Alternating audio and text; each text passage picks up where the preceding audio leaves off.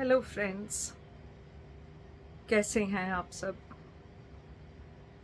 आपको आदाब है, सलाम है, नमस्ते, सत श्री अकाल सबको। उम्मीद करती हूँ आप सब ठीक होंगे और अब तक की मेरी वीडियोस आप ध्यान से सुन रहे होंगे।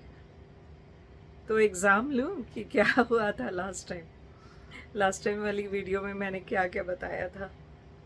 तो चलें, मैं आगे का बताती हूँ कि मेरा वक्त कैसे कटा। तो अब तक मैंने आपको बताया कि मेरा बेटा पैदा हुआ और अगले दिन मैं घर आई। मेरे फ्रेंड्स ने खाना बना के रखा हुआ था। मेरी फ्रेंड और उसके हस्बैंड ने खाना बनाया हुआ था। बच्चों को नहला के उन्होंने बहुत अच्छे से तैयार करके रखा हुआ था। तो वाकया क्या हुआ कि हम लोग हॉस्पिटल से आए तो मेरी चाबी घर की मेरे पास नहीं थी और उनकी भी चाबी जो मैंने अपने घर की उनको दी हुई थी वो शायद मेरी फ्रेंड अपने साथ, उनकी एक बुटीक थी पास में, तो शायद वो लेके चली गई थी। और बच्चे मेरे साथ हॉस्पिटल से सभी वहीं से घर आ रहे थे। तो अब चाबी नहीं है, अब क्या करें। तो हमें डोर का लॉक तोड़कर अंदर आना पड़ा। तो हम ये बात अभी तक हंसते हैं कि मेरे बेटे ने ज़बरदस्ती इस दुनिया में आना था, तो उसके लिए उसका फादर थोड़ी देर के लिए हमारे पास आया और बेटा मेरी किस्मत में था, वो आया और घर आने लगा तो भी घर के दरवाजे बंद है लेकिन ताला तोड़ के हमें अंदर आना पड़ा। तो कुछ एक मोमेंट्स हैं जो ठीक हैं, अच्छी हैं याद करने के लिए, लेकिन कुछ एक मोमेंट्स हैं जिनमें इंसान चीज़ें भूल नहीं पाता। बेशक उनको आप सारी उम्र इग्नोर करते हो, लेकिन जब भी वो याद आती हैं तो बहुत दुख देती हैं। तो ऐसे ही कई वाक़यात होते रहे मेरी लाइफ में भी। तो उसके बाद कुछ टाइम बीता तो पहले उसी दिन की बात बताती हूँ। तो मैं खुद में ऐसे महसूस कर रही थी कि जैसे खुद को मैंने बिल्कुल जैसे नम कर लेते हैं। नम का मीनिंग है कि जैसे आप अपने आप को ना बिल्कुल सुन कर लेते हो कि आपको कुछ हुआ ही नहीं, आप बिल्कुल नॉर्मल जैसे सब लोग रह रहे हैं वैसे हैं। तो मैं घर में आई और बेटे को ऐसे लिटाया उसकी कॉट में और मैं जल्दी से आके मैंने कहा लाइए मैं सफाइयाँ कर लूँ फटाफट, तो उसके बाद सबको खाना परोस देंगे। तो मैं अपना वैक्यूम क्लीनर जो होते हैं बड़ी सी ऐसी मशीन जैसा आपने देखा होगा, तो आजकल तो सब वैक्यूम क्लीनर्स जानते हैं कि क्या होता है।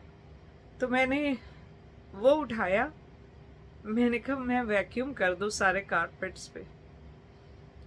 तो मुझे खूब डांट पड़ी कि तुम अपने आप को क्या समझती हो, बहुत पहलवान हो तुम, सब कुछ कर लोगी, सब अपने आप मैनेज कर लोगी। तो मैंने कहा अब करना है ना, तो उसमें क्या है, एक बेबी तो डिलीवर करके आई हूँ, ऐसी कौन सी बात है। लेकिन फिर उन्होंने मेरे हाथ से छीना और उन्होंने कहा कि वो सफाई कर देंगे और सब कुछ। तो कुछ रोज़ तो फ्रेंड्स ने हेल्प की और वो लोग खाना बनाते रहे और सब करते रहे, लेकिन आखिर में तो खुद ही देखना था सब, तो वो सब खुद ही करना शुरू किया। और बेटी 4 साल की थी उस वक्त, तो बेटी का पास ही स्कूल में एडमिशन करवाया जहाँ बड़ा बेटा स्कूल जाता था। तो बेटी को नर्सरी में पहले शुरू होता है स्कूल, प्ले स्कूल बोलते हैं उसको। तो बेटी को वहाँ डाला, तो वो कुछ अर्सा 2 घंटे 2.5 घंटे के लिए जाते हैं एवरी डे। तो वहाँ डाला, तो उसके बाद जब वो 4.5 साल की थी, क्योंकि उसका बर्थ अगस्त का है। तो यहाँ पे कुछ सिस्टम ऐसा है कि सर्टेन डेट से पहले अगस्त में जो लोग बॉर्न हुए हैं उनको 1 साल पहले स्कूल में लिया जाता है। जैसे 5 साल पूरा होने पे नॉर्मल फुल टाइम स्कूल मिलता है, लेकिन जो अगस्त पहले वीक में बॉर्न होते हैं उनको पहले से ही अर्ली मिल जाता है, 1 साल पहले स्कूल मिल जाता है। तो मेरी बेटी को भी 1 साल पहले उन्होंने 5 साल होने से पहले ही उसको फुल टाइम स्कूल दे दिया। तो अब ये कमज़ोर बहुत थी, छोटी बहुत थी। वहाँ फर्स्ट क्लास में जब गई फुल टाइम स्कूल, एक तो इसके लिए मुश्किल बहुत था कि पूरा दिन स्कूल में बैठना, और एक ये बिल्कुल बात नहीं करती थी, कुछ भी बोलती नहीं थी, चुप एकदम। खाना वगैरह खिलाना भी बहुत मुश्किल होता था, और ये क्लास में सबसे छोटी थी। सारे बच्चे इससे 1 साल बड़े थे और ये सबसे छोटी। तो टीचर इसको हमेशा गोदी में उठा के अपने चेयर पे बैठी और अपने लेग्स के ऊपर इसको बिठा के पूरा टाइम वो उसको कहती थी बहुत छोटी है, अभी पढ़ने का कोई नहीं है, लेकिन ये क्लास में रहे, इसको आदत पड़ जाए। तो ऐसे करते करते साल बीत गया, अगला साल आया, बाकी बच्चे अगली क्लास में चले गए, लेकिन स्कूल ने डिसाइड किया कि इसको अभी 1 साल और इसी क्लास में रखेंगे, क्योंकि ये बहुत ज़्यादा कमज़ोर है। पिछले 1 साल में इसने कुछ सीखा नहीं, सवाए इसके कि वो वहाँ जाके टीचर की गोदी में बैठ के आ जाती थी बस। तो जी नेक्स्ट ईयर शुरू हुआ और उसमें फिर से वही हाल, कोई बात नहीं करनी, कोई किसी को फ्रेंड नहीं बनाना, कोई कुछ नहीं। तो फिर स्कूल वालों ने जो चाइल्ड स्पेशलिस्ट डॉक्टर होते हैं वो बुलाए, साइकोलॉजिस्ट को बुलाया और इसकी चेकअप वगैरह की। तो उसमें इनको लगा कि ये थोड़ी कमज़ोर है और फिज़िकली तो कमज़ोर थी कि बदन इसका देखने में बहुत छोटी लगती है, बहुत कमज़ोर है, लेकिन मेंटली भी इसकी जो मेंटल एज थी उस वक्त वो 5 साल के बच्चे की नहीं थी।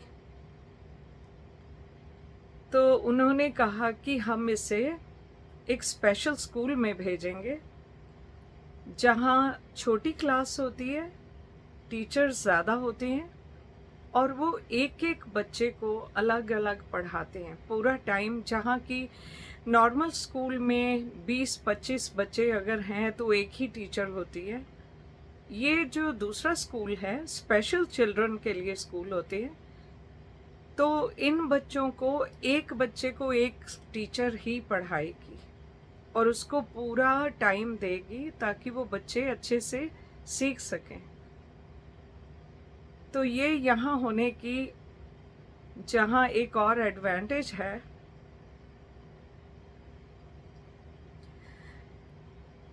वहीं ये सुन के किसको दुख नहीं होगा कि एक बच्ची जो मांग मांग के लिए अब उसका बताया जा रहा है कि उसको उसके मेंटल एज जो है नॉर्मल बच्चों से कम है। ऐसा नहीं कि सिर्फ मेरी ही बेटी ऐसी थी, बहुत बच्चे ऐसे होते हैं और हेल्प मिलने से ये बच्चे ठीक हो जाते हैं। इसीलिए कई बार मेरे कुछ सब्सक्राइबर, अगर मैं उनके बच्चों को देखती हूँ तो मैं उनको भी यही एडवाइस करती हूँ कि आप इनको स्पेशल स्कूल में पता करें, इनको बताएं, क्योंकि मेरी बच्ची को बहुत हेल्प मिली वहाँ पे। उसने मिडिल एज होने तक, जैसे 12-13 साल की उम्र तक वहीं उसी स्कूल में पढ़ाई की और उसमें ज़मीन आसमान का फ़र्क आ गया। तब तक ये बिल्कुल नॉर्मल बच्चों जैसी हो गई थी और उसके बाद प्रॉपर जो नॉर्मल स्कूल जिसमें नॉर्मल बच्चे भी जाते हैं वहाँ जाने लगी और बहुत अच्छे से पढ़ाई कर रही थी। लेकिन फिर भी क्योंकि उन्होंने ये चेकअप में लिखा हुआ था कि इसकी मेंटल एज कम है, तो उस हिसाब से इसको फाइनल स्कूल के एग्ज़ाम्स, जो कि टीन एज होके जब बच्चे स्कूल छोड़ते हैं, तो वो एग्ज़ाम देने का पहले इसको मना कर दिया था कि ऐसे बच्चों को जो फाइनल एग्ज़ाम होता है वो देने की ज़रूरत नहीं होती है। उनको एक स्कूल लीविंग सर्टिफिकेट दे दिया जाता है। लेकिन इसने बेटी ने ज़िद की कि नहीं, मुझे एग्ज़ाम देना है। शायद मेरे ऊपर गई ज़िद्दी हैं कि नहीं, हम दिखाएंगे करके हम कर सकते हैं। तो तब इसको एक्स्ट्रा टाइम दिया गया एग्ज़ाम के लिए, कि जहाँ बाकी बच्चों को जितना टाइम 2 घंटे एक पेपर के लिए या 3 घंटे दिया जाता है, तो उससे 1.5 गुना ज़्यादा टाइम इसको दिया जाएगा। इसके साथ और बच्चे भी थे, ये अकेली नहीं थी। तो कुछ और बच्चे जो स्पेशल नीड्स के थे, इन सब के लिए अलग एग्ज़ाम हॉल बना और वहाँ इन बच्चों को 1.5 गुना ज़्यादा टाइम दूसरे बच्चों से दिया गया और इनको अलग एग्जामिनेशन हॉल में रखा गया ताकि ये नर्वस ना हो। और इसने वो एग्ज़ाम अपने फाइनल स्कूल के किए और उसके बाद कॉलेज भी गई। तो ये तो मैंने फास्ट फॉरवर्ड अपनी बेटी के बारे में बता दिया। लेकिन अब बेटा बड़ा हो रहा था, बेटी भी स्कूल जा रही थी, और बेटी को स्कूल जाने के लिए, क्योंकि ये स्कूल घर के पास नहीं होते, नॉर्मली हर एक के स्कूल अपने अपने घर के पास होते हैं और वहाँ पे आपको एडमिशन मिलती है, ताकि बड़े होने पे बच्चे जब खुद पैदल चल के घर आ सकते हैं तो उनको कोई प्रॉब्लम ना हो घर आने में। इतना दूर होता है कि विद इन वॉकिंग डिस्टेंस कि बच्चा सेफली चल के घर आ सकता है। तो पहले बेटी उस स्कूल में थी, लेकिन बाद में जो स्कूल मिला वो काफ़ी दूर होते हैं, तो उनके लिए गवर्नमेंट बस भेजती है और वो स्पेशल बसेस होती हैं। उस बस में एक केयर टेकर होती है, केयरर कह लो उसको, जो बच्चों का ख्याल रखती है। क्योंकि उस बस में, उस स्कूल में कई बच्चे होते हैं जो चल फिर नहीं सकते हैं, जो व्हीलचेयर में होते हैं। तो उनकी व्हीलचेयर को अंदर पुश करके लेके जाना, उनका बेल्ट बांध के वहाँ रखना कि व्हीलचेयर हिले नहीं और वो सब। तो एक ड्राइवर होता है, एक उनकी केयरर होती है। वो बच्चे को स्कूल ले जाके टीचर को हैंड ओवर करके सेफली कि बच्चा अपनी क्लास में गया है, फिर जब छुट्टी होती है तो उसको वहाँ से लेके वापस एक एक बच्चे के घर में छोड़ते हैं। तो यहाँ का ये सिस्टम बहुत ही अच्छा है, बहुत केयर है। तो मेरी बेटी स्कूल जा रही थी और बेटा आहिस्ता आहिस्ता बड़ा हो रहा था।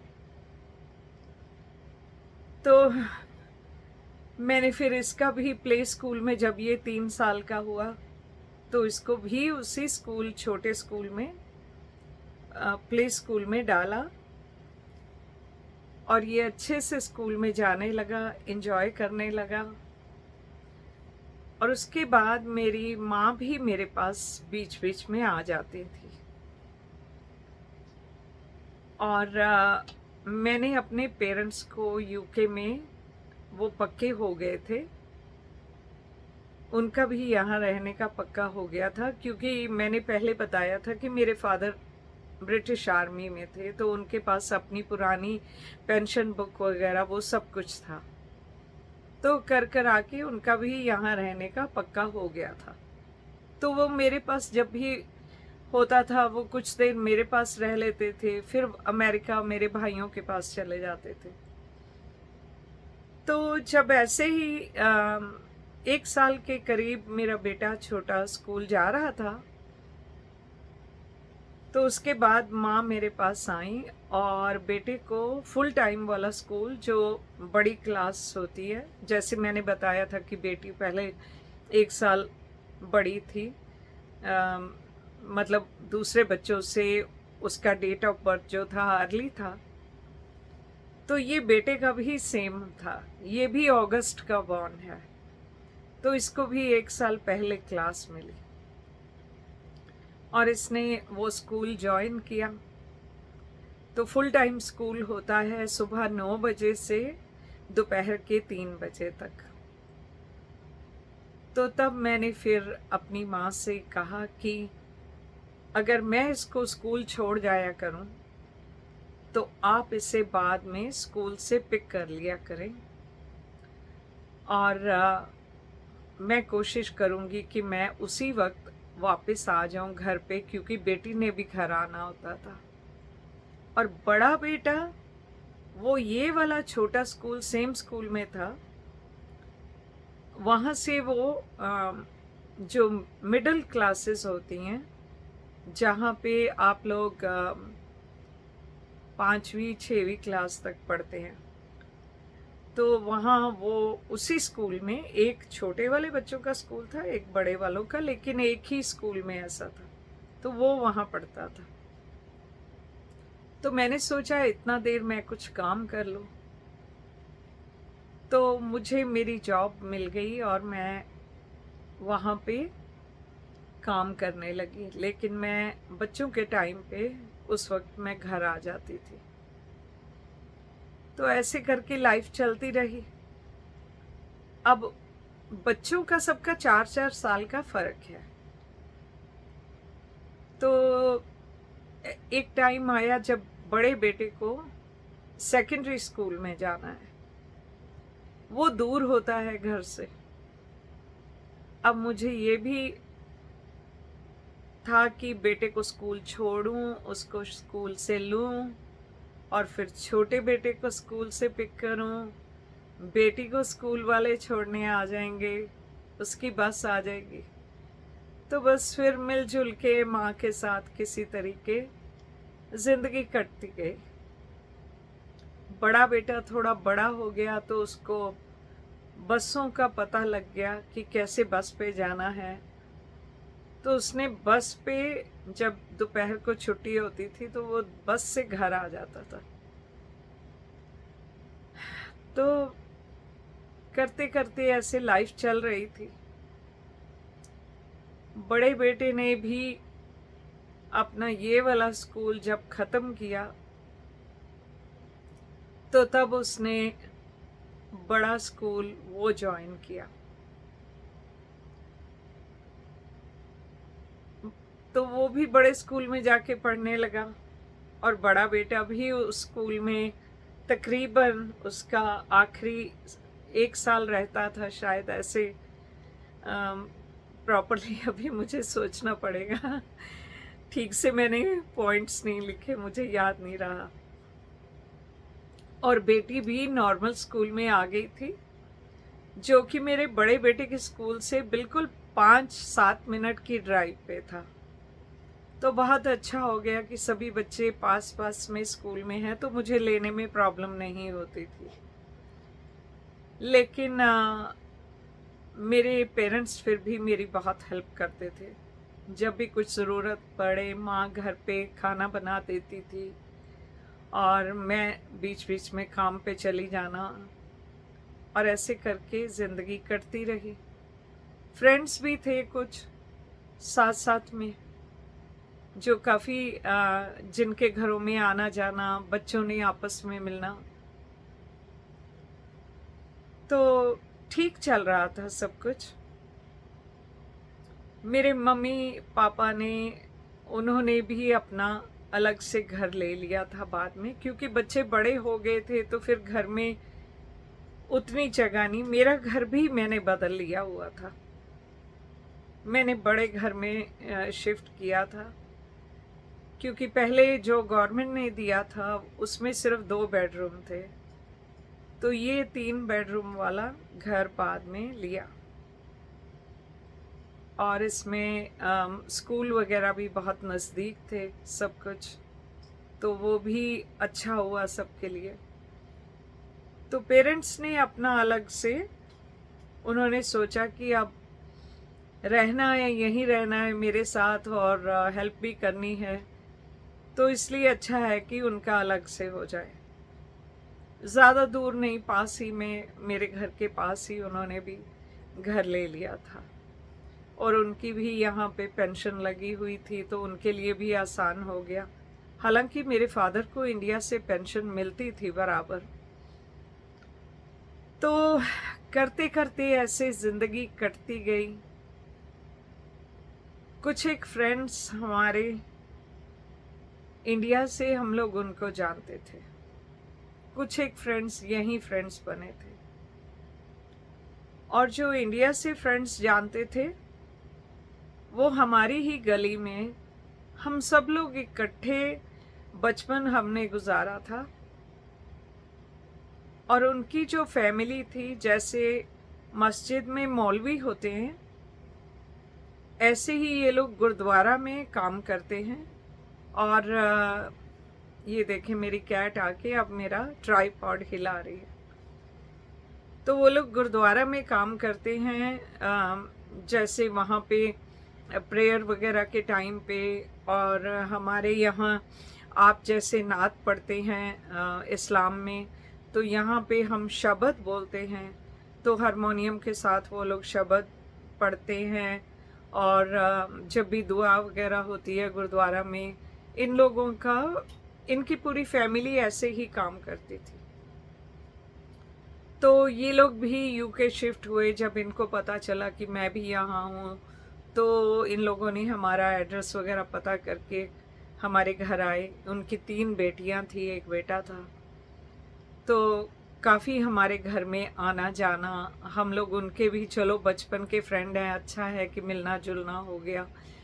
कभी उन्होंने हमारे घर आ जाना, कभी मैंने आ जाना, उनके घर चले जाना बच्चों को लेके, कभी पेरेंट्स के यहाँ। तो अच्छे से मिलते रहते थे, सब फ्रेंड्स थे, अच्छे थे।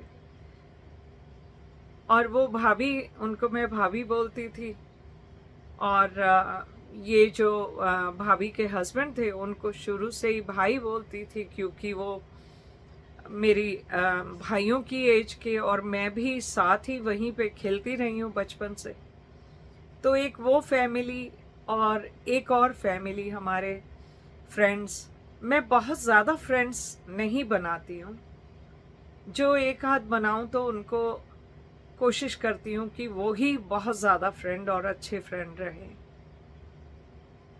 तो ऐसे ही 2-4 फ्रेंड थे जो बहुत ज़्यादा क्लोज हम लोग थे।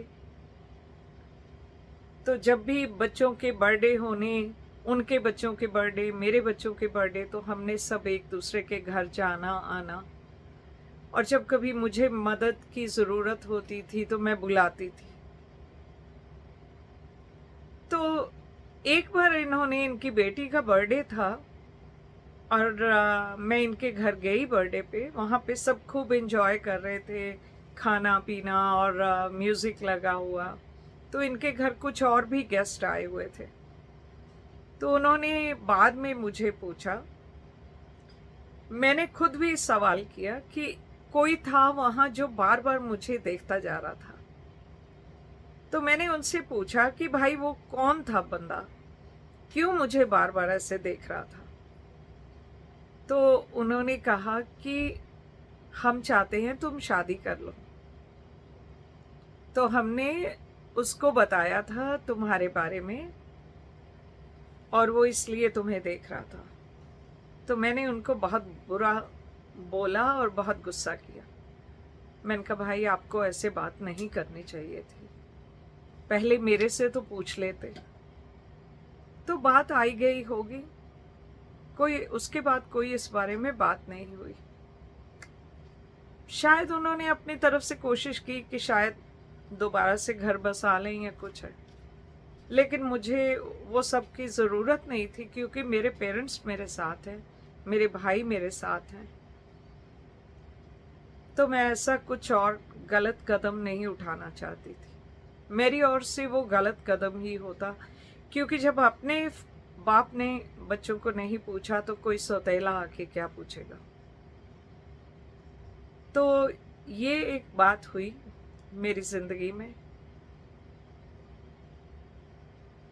उसके बाद मैंने बच्चे बड़े हो गए, छोटा बेटा भी बड़ा हो गया और वो खुद ही बड़े वाले स्कूल में बड़े बेटे के साथ जाता था, खुद ही वापस आ जाता था। बस में दोनों भाई इकट्ठे आ जाते थे। तो मैंने अपनी जॉब चेंज कर ली और जॉब चेंज करके मैं काफ़ी ज़्यादा बिजी हो गई। कई बार 18-18 घंटे मैंने काम किया। मेरी माँ सुबह आ जाती थी बच्चों को स्कूल के लिए तैयार करने के लिए, उनको खाना देने के लिए। फिर दोपहर में घर चली जाती थी। वापस बच्चों के वक्त वो आके बच्चों को फिर से चाय नाश्ता वगैरह देने के लिए वो बेचारी फिर आती थी और उनका ब्लड प्रेशर वगैरह बहुत हाई रहता था। फिर भी उन्होंने बहुत मदद की मेरी। मैं तो सुबह 5 बजे घर से काम पे निकल जाती थी अपने पेशेंट्स को देखने के लिए, उनके घरों में जाके उनको पेशेंट्स को देखना। और लास्ट जो पेशेंट किसी और के साथ भी मिलकर जब मैं देखती थी तो रात के 11 बजे होते थे। माँ खाना बना के रख के चली जाती थी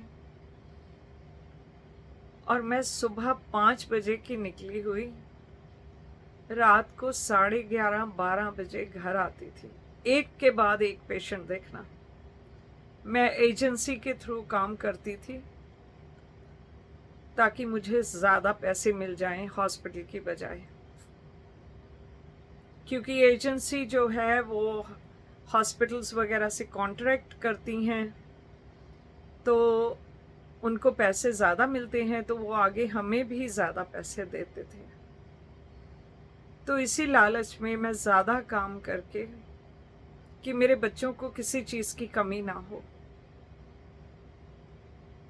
तो एवरी डे 7 दिन हफ्ते के कई साल मैंने 18-18 घंटे काम किया।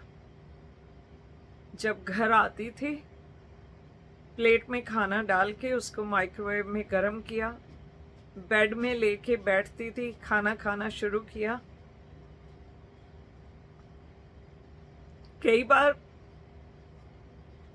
2 निवाले खाती थी और नींद आ जाती थी। थोड़ी देर बाद नींद खुलनी तो देखना प्लेट मेरे पेट के ऊपर मैंने ऐसे रखी हुई और मैं सोई हुई हूँ और खाना वैसे ही पड़ा हुआ है, क्योंकि इतना काम करके इतनी थकावट हो जाती थी। तो बस वैसे ही थोड़ा सा खाना खाया और नींद आ गई। फिर खाने को उठा के साइड टेबल पे रख दिया और फिर से सुबह वही रूटीन शुरू। लेकिन पैसे की कमी नहीं हुई। बस यही चाहती थी मैं कि मेरे बच्चे दूसरों की तरफ देख के ये ना सोचें कि उनकी माँ उन्हें वो नहीं लेके दे सकती जो बाकियों के बच्चों को मिलता है या उनके पेरेंट्स लेके देते हैं। जो बच्चे मांगते थे उनको सब देती थी। उससे पहले 1-2 बार की बात है जब मैं ये फुल टाइम काम नहीं करती थी, तो बाजार जाना तो बच्चे अगर कोई चीज मांगते थे ना, तब इतने पैसे नहीं थे, तो बच्चों ने कहना कि ये लेना है, तो मैं कहती थी नहीं, हम ये अफोर्ड नहीं कर सकते। तो बच्चों को आदत ही वही पड़ गई थी। जब पैसे होते भी थे तो मुझे कहते थे लेने से पहले, मम्मी क्या ये हम अफोर्ड कर सकते हैं?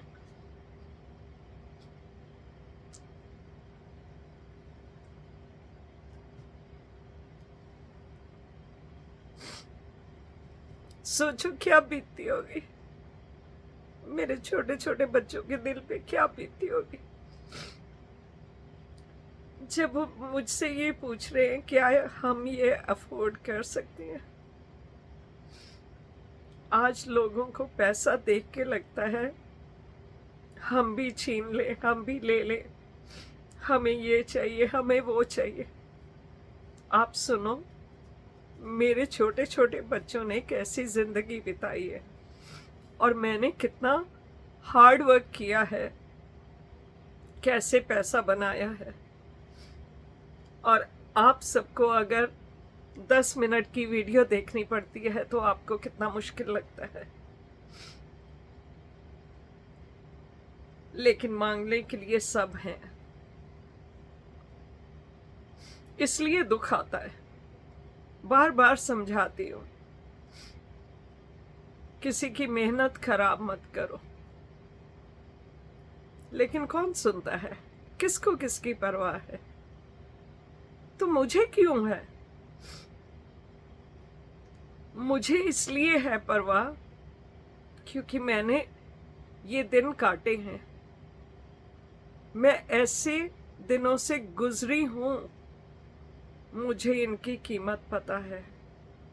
और मैं लोगों पर तरस खा के, जो लोग मुझे धोखा दे गए, उनके लिए मैंने कितना कुछ लुटा दिया।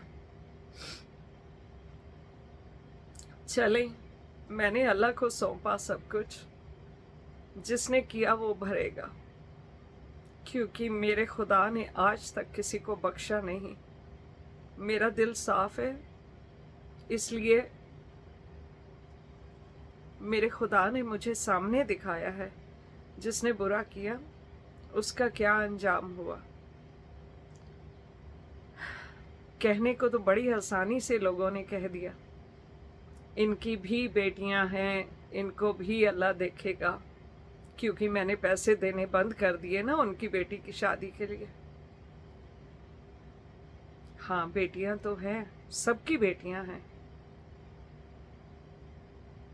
लेकिन कई बेटियों वाले जिंदगी जीना जानते हैं, मेहनत करना जानते हैं, और कई उन लोगों जैसे सिर्फ मांगना जानते हैं, मेहनत करना नहीं जानते।